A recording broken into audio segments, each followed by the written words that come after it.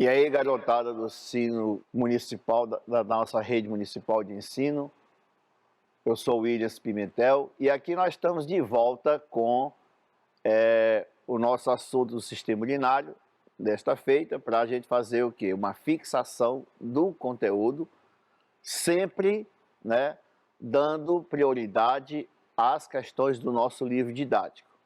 Tá? E se for necessário a gente faz um acréscimozinho com outras questões, mas a base é o nosso livro, até para ajudar vocês em casa, certo? A depois lerem com calma isso aí. Então nós vamos começar agora a nossa lista de exercícios para fixação do sistema urinário. Continuando, porque esse assunto, o sistema respiratório, cardiovascular e sistema urinário, está no mesmo capítulo. Então, nós encerramos o nosso assunto com, aliás, sistema cardiovascular, linfático e urinário. Nós encerramos na 14ª questão, por isso que está começando com 15ª aqui, é a continuação, tá? Então, veja bem, consulte a ilustração do sistema urinário apresentada nesse capítulo e responda, tá ok? Qual a diferença entre uretré e uretra? Aliás, é tão parecido os nomes que eu quase confundo aqui também, tá? Apesar dos nomes serem bem parecidos, ureter e uretra são dois constituintes tubulares do sistema urinário, mas eles são diferentes, tá? O ureter, eles são dois tubos, cada um saindo do sistema urinário, tá? E desembocam na bexiga urinária. Eles são responsáveis pelo transporte da urina produzida nos rins e levar até a bexiga urinária. Já a uretra é uma estrutura só, sai da bexiga urinária para o meio exterior. Então a finalidade da uretra é o quê? É a eliminação da urina para o ambiente externo. Portanto, está aqui o nosso gabaritinho, ó. O ureter é um canal que conduz a urina no rim, tá, para a bexiga urinária. No sistema urinário nós temos dois ureteres, cada um sai de um rim. Já a uretra é o canal que, durante o ato de urinar, a micção, conduz a urina da bexiga urinária para o meio exterior do corpo, como foi mencionado, né, agora há pouco. Então essa é a diferença básica. Então é só não confundir porque os nomes são parecidos. A 16ª questão. A eliminação das fezes e a excreção da urina são processos que permitem o organismo se livrar de materiais que são tóxicos ou que não são aproveitados. Então vamos lá com calma. As fezes, indo lá para o sistema digestório. As fezes, a formação das fezes é um processo que acontece no nosso intestino grosso, basicamente pela reabsorção de água, tá, do material que não foi digerido pelas nossas enzimas. Vai havendo uma desidratação até a formação dessa estrutura maciça e sólida, que são as fezes. Então isso não pode ser chamado de excreta ou excreção nitrogenada. Por quê? E nem o ato ser chamado de excreção. É somente a eliminação do que não foi aproveitado pelo sistema digestório. As pessoas acabam chamando de excreção do mesmo jeito. Agora, a urina não. A urina, o suor, é resultante de quê? É um processo resultante da atividade celular que produz substâncias tóxicas e que devem ser eliminadas do corpo. Aí sim, isso deve se chamar de excreção. As pessoas acabam confundindo um pouco, mas basicamente é essa diferença. Mas vamos lá, vamos aproveitar aqui essa imagenzinha do rapazinho aperreado indo ao banheiro e vem a letra A. Qual dos processos descarta resíduos que são produzidos pelas células? Gente, as fezes, ela é produzida diretamente pelas células ou é resultante de um processo que acontece no sistema digestório? Né? E a urina, ela é produzida diretamente por nossas células? É isso que você tem que refletir. Por isso que eu fiz aquela introdução mostrando claramente, né, o que é excreta resíduo metabólico celular, e o que não é. Beleza? Então, gente, é a excreção da urina. Tá certo? Vamos para a nossa letra B. Qual delas expulsa do sangue material indesejado?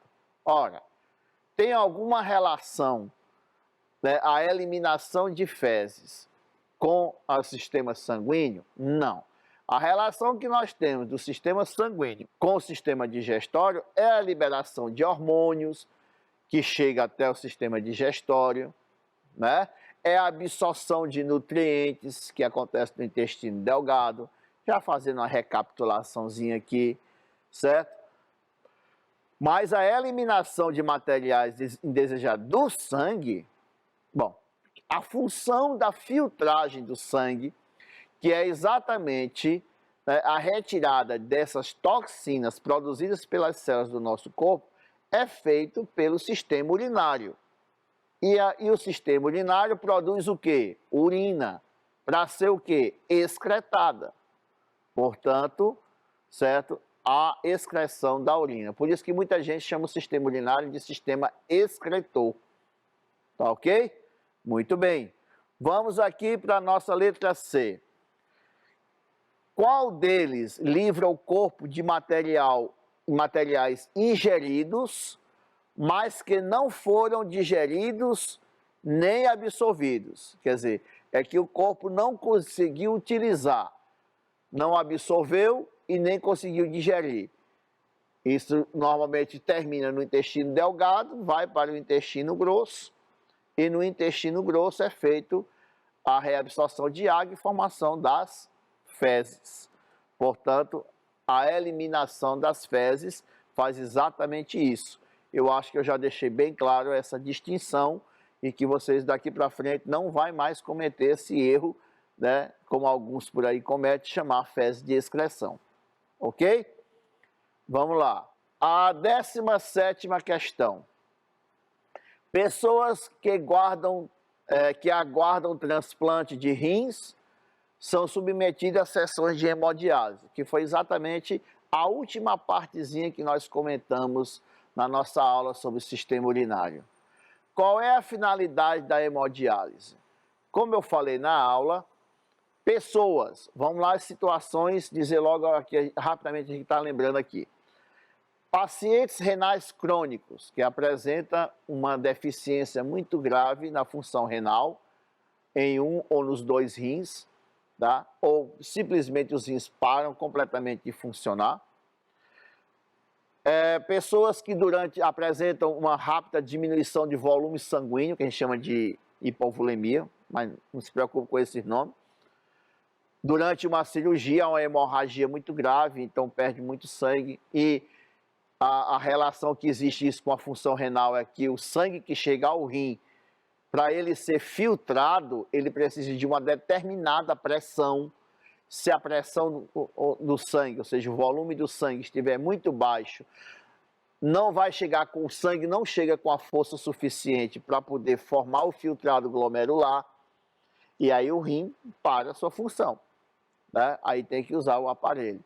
Pessoas com infecções, muitas vezes acontece a pessoa ter uma infecção pulmonar, como geralmente muitas vezes acontece, e as bactérias migram pela corrente sanguínea e vai lá para os rins, provoca um quadro de infecção e a gente chama de nefrites, tá? Que acabam provocando a paralisia da função renal, tá? E pessoas, como é o caso de infecções que a gente está vendo recentemente, em casos de internação na UTI, de pessoas por conta das consequências dos processos inflamatórios gerado pelo vírus que causa a Covid-19, também tem que se submeter à hemodiálise. Tá? A hemodiálise é uma sessão que dura várias horas, tá? Com um aparelho chamado de dialisador ou hemodialisador, que vai fazer o que os rins da pessoa não está fazendo, ou seja, filtrar o sangue, né? Então a pessoa ela é submetida a uma pequena cirurgia ambulatorial, onde é colocado 2 acessos, um por onde o sangue vai sair do corpo dele, passando pelo aparelho, onde é feita a filtragem do sangue, e o outro acesso por onde o sangue retorna, mas tudo monitorado, né, a pressão do sangue, a possível formação de bolhas de ar, tudo isso é visto dentro do aparelho, para que a pessoa receba o sangue filtrado e de qualidade, inclusive com oxigenação adequada, tá ok? Então a finalidade da hemodiálise é exatamente essa. Então é feito para eliminar do sangue excretas que o rim debilitado não consegue remover, tá? E muita gente que necessita desse tratamento, né, reclama muito porque é muito, assim, de certa forma, meio traumatizante. Mas é necessário, tá? Principalmente o paciente renal crônico que precisa esperar a fila de transplante de rins. Repetir a 10ª questão? Não. Esse númerozinho está aí porque ele faz parte de outro conjunto de questões do livro, né? A exploração de outras linguagens. E tem essa questão sobre o sistema urinário, por isso que eu repeti o número. Considere essas informações técnicas. Vamos lá. Cloreto de magnésio é uma das substâncias presentes na água do mar. Segunda informação importante. Ingerir muito cloreto de magnésio causa diarreia. Portanto, a pessoa vai ter uma desidratação. Com base nessas informações, explique por que os náufragos que não têm suprimento de água e bebem água do mar morrem desidratados mais rapidamente do que se não a bebesse. As informações já respondem por si só. Mas vamos lá, certo? Primeira coisa importante que você tem que saber, tá? A concentração de sais da água do mar é muito maior do que a do nosso sangue. Aí, por si só, já é um problema. Aí tem um caso específico do cloreto de magnésio, que é um constituinte da água do mar.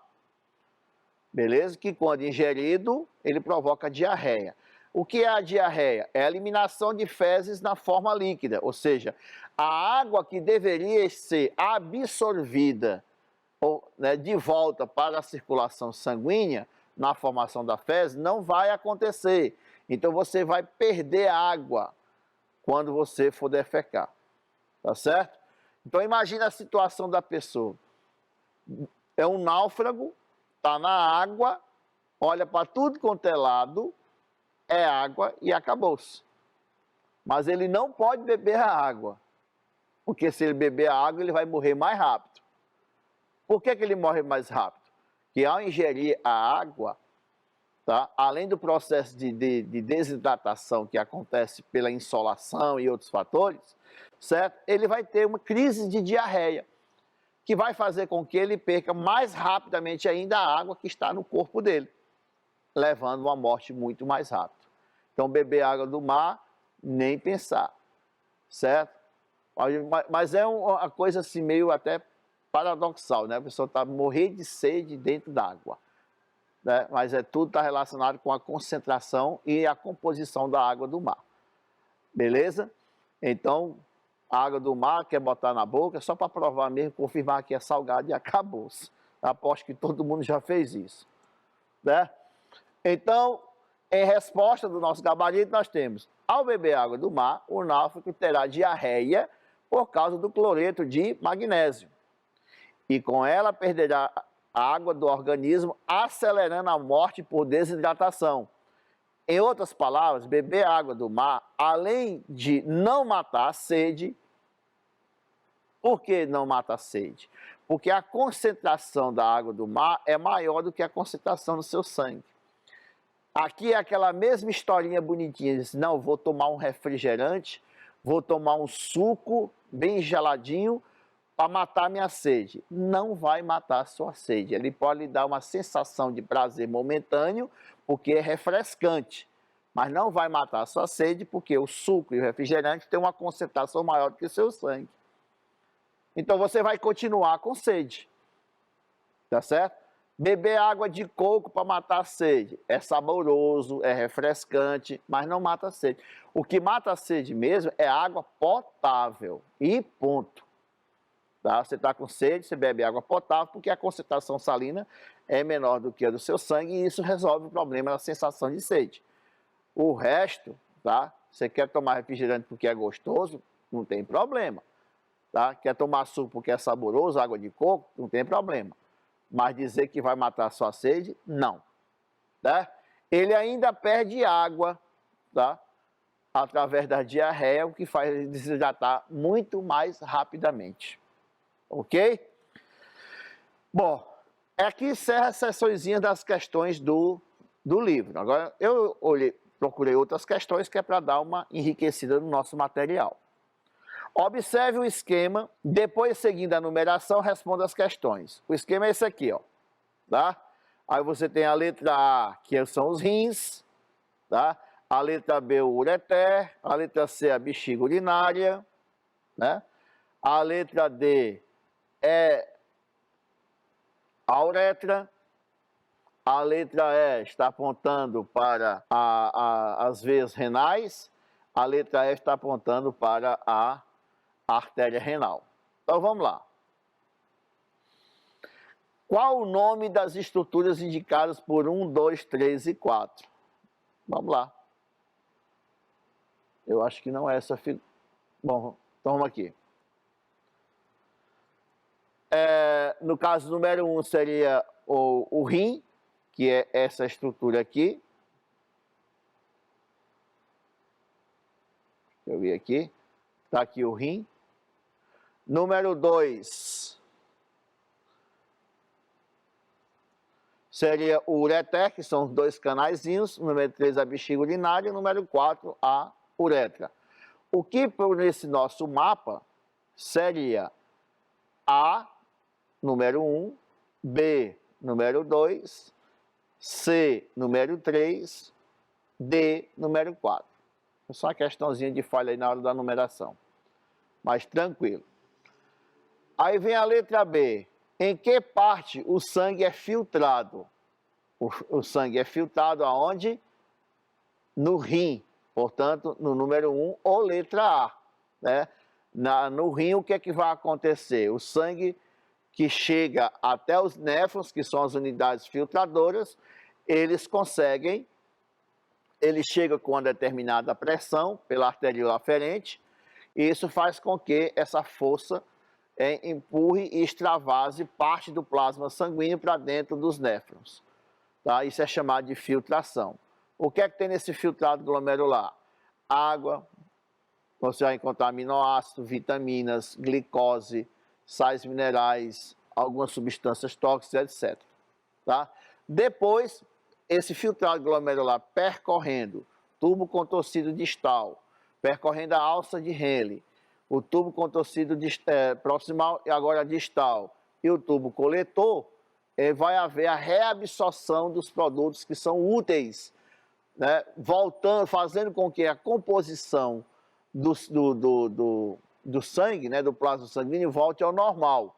E só sobrando um pouco de água e o que realmente deve ser eliminado, que são a ureia, alguns tipos de sais e ácido úrico em pequena quantidade.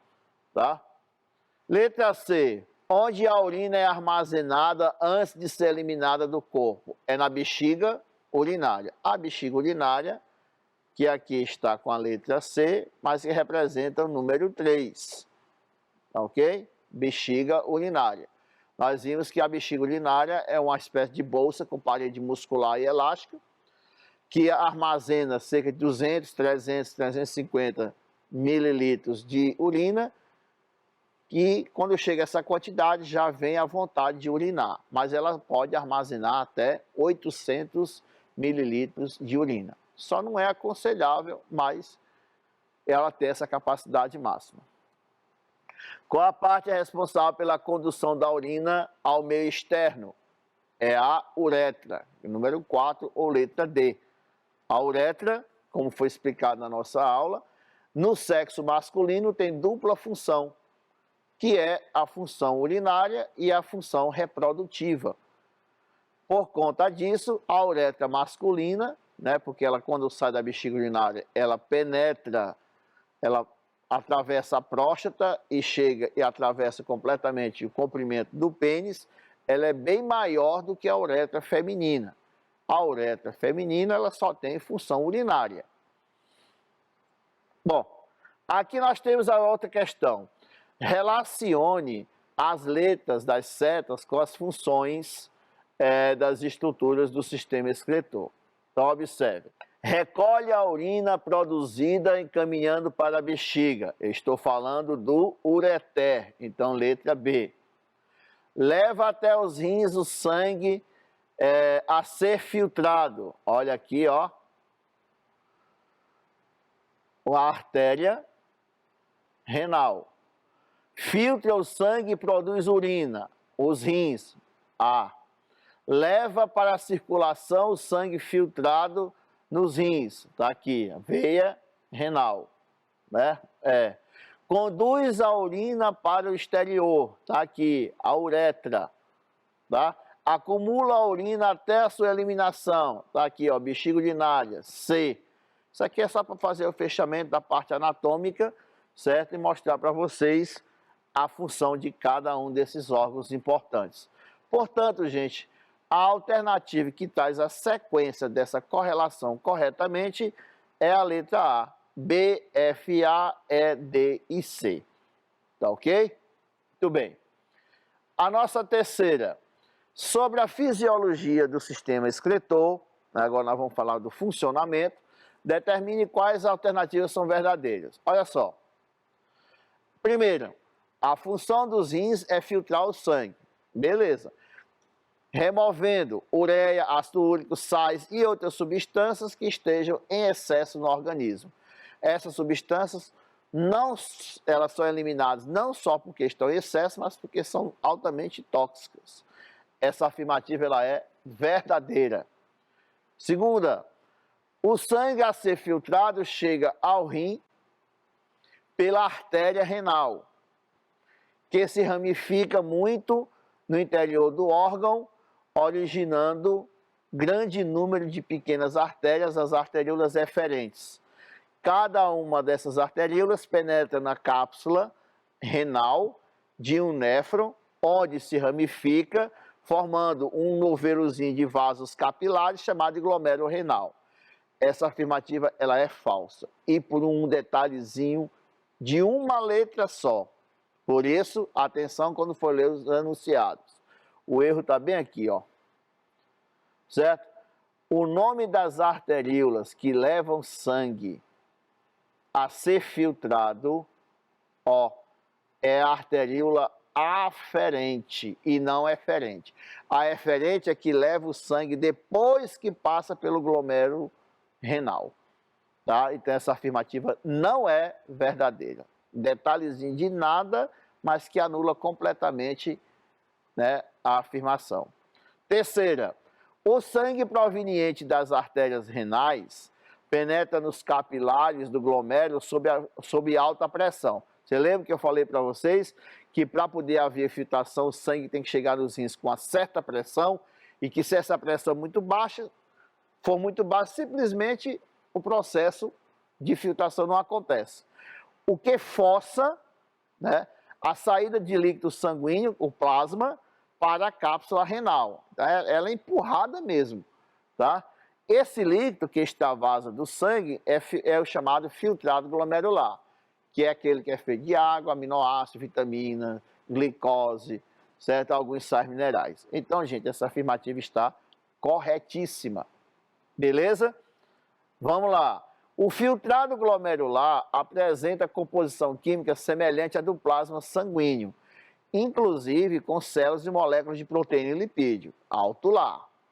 Ele tem uma certa semelhança? Sim, mas, como eu falei para vocês, as células, as proteínas e lipídios, que são estruturas muito grandes, mesmo com a pressão alta que chega até o glomérulo, eles não passam. Aliás, eles criam uma força até contrária. Tá certo? Se você olhar, perceber no exame de urina, presença de proteína, tá? Ou de fragmentos celulares, você está com algum problema de pressão arterial. Tá certo? Aí a relação que existe entre a pressão arterial e a formação da urina, nós podemos descobrir dessa forma. Tá? Portanto, correto, 1 e 3, letra C. Ok? Vamos para a nossa quarta questão. Sabemos que a urina é formada nos rins, mas precisamente nos néfrons. O processo inicia-se com a filtração do sangue em que região? Onde é que começa o processo de filtração? Eu mostrei para vocês que o processo de filtragem do sangue acontece em dois momentos. São quatro, mas falamos só de dois. Que é a filtração e a reabsorção. A filtração, né, cujo o produto desse processo é o chamado filtrado glomerular, certo? Então, e esse filtrado glomerular fica onde? No interior da cápsula renal, e a outra etapa é nos túbulos, né, que é de reabsorção. Portanto, a resposta correta é a letra A. Essa filtração acontece nesse ponto aí, logo na entrada. Ok? Vamos para a quinta questão. O néfron, unidade filtradora dos rins, possui estrutura tubular formada pelos seguintes componentes. Alça de Henle, foi aquela que eu falei, hoje é chamada de alça nefrítica. Cápsula de Bowman, que hoje é chamada de cápsula glomerular. Duto coletor, que recebe vários tubos distais, tubo contornado distal, tubo contornado proximal. Tá? Qual é o caminho correto, né, das excretas nesse processo todo? Lógico, tudo começa, certo, na cápsula de Bowman, onde acontece a filtração. Depois de formado o filtrado glomerular, este percorre o tubo contorcido proximal, vai para a alça de Henle ou néfrica, depois segue para o tubo contorcido distal, desembocando no tubo coletor. Então, a sequência correta é 2, 5, 1, 4 e 3, letra D, a nossa alternativa correta. Ok, minha gente? Então, pessoal, era isso que eu queria fazer a fixação de conteúdo com vocês, tá? Espero que tenha ajudado vocês a interiorizar e tirar as dúvidas que vocês, por acaso, ainda, né, estivessem assistindo a nossa aula teórica sobre o assunto, certo? Aguardo vocês na nossa próxima aula, tá? Onde nós faremos uma mistura danada aí dos sistemas para fazer a interação entre eles, tá? E tenham todos um bom dia, tenham Deus no coração e até a próxima.